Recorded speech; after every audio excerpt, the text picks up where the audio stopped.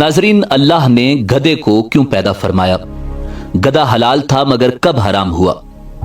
रसूलुल्लाह सल्लल्लाहु अलैहि वसल्लम ने गधे की आवाज सुनने के बाद अल्लाह की पनाह मांगने का हुक्म क्यों दिया? रसूलुल्लाह सल्लल्लाहु अलैहि वसल्लम के पास कितने गधे थे और उनके नाम क्या थे और उनकी क्या खुसूसियात थीं? अल्लाह तबारक व तआला ने हजरत उज़ैर अलैहिस्सलाम और उनके गधे को फौत करके दोबारा क्यों जिंदा फरमाया था? जब इब्लीस अपने 5 गधे लेकर जा रहा था और हजरत ईसा अला नबीना अलैहिस्सलाम ने उससे उन गधों के मुतालिक पूछा तो इब्लीस ने हजरत ईसा अलैहिस्सलाम को क्या जवाब दिया था? अल्लाह रब्बुल इज्जत ने यहूदियों की मिसाल गधे जैसी क्यों दी थी?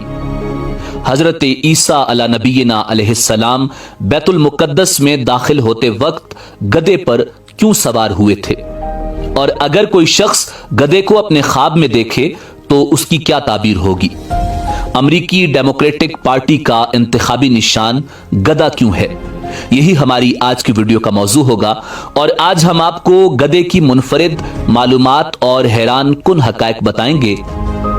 नाजरीन, गधा जिसे अरबी में खिमार कहा जाता है और इस जानवर का जिक्र कुरान मजीद फुरकान हमीद में 1 से ज्यादा मर्तबा मौजूद है। ये एक ऐसा जानवर है जो चौपायों में घोड़े की नस्ल से ताल्लुक रखता है। ये जानवर जिसको मालबरदारी और दूसरे उमूर के लिए इस्तेमाल किया जाता है, अल्लाह रब्बुल इज्जत ने कायनात की हर एक चीज को इंसान के लिए तख्लीक फरमाया और इंसान को फकत अपनी इबादत के लिए तख्लीक फरमाया।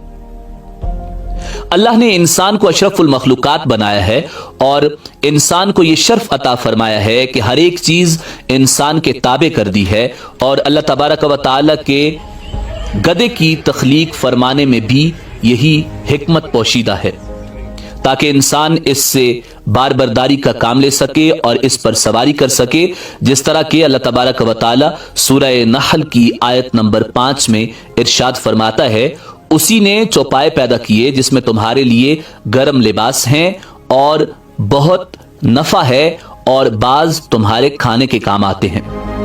नाजरीन, गधा एक मशहूर जानवर है जो ज़माने कदीम से ही इंसानों की खिदमत पर मामूर है।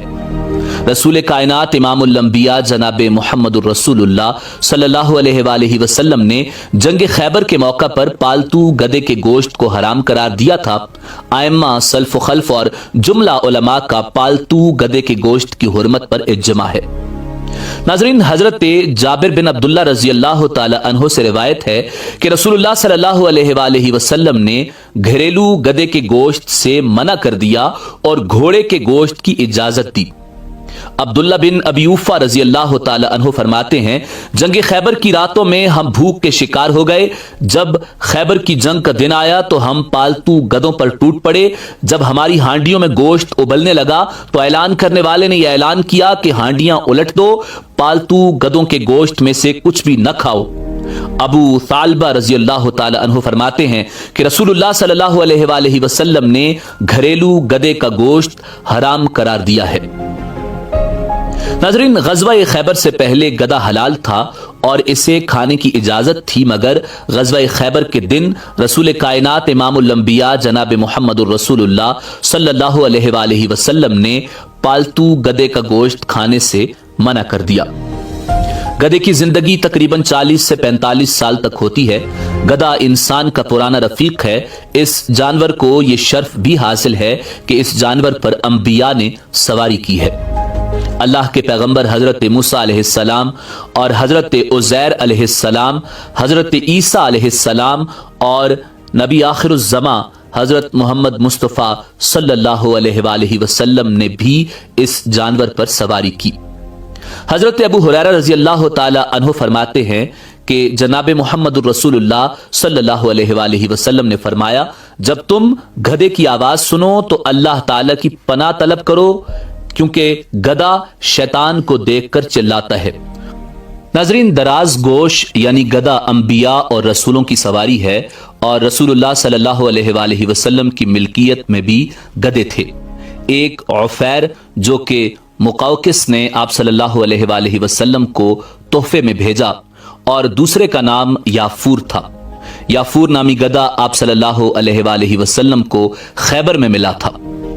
इसने बारगाह रिसालत में अर्ज की, या रसूल अल्लाह, मेरा नाम यजीद बिन शिहाब है और मेरे बाप दादाओं में 60 ऐसे गधे गुजरे हैं जिन पर नबियों ने सवारी फरमाई है।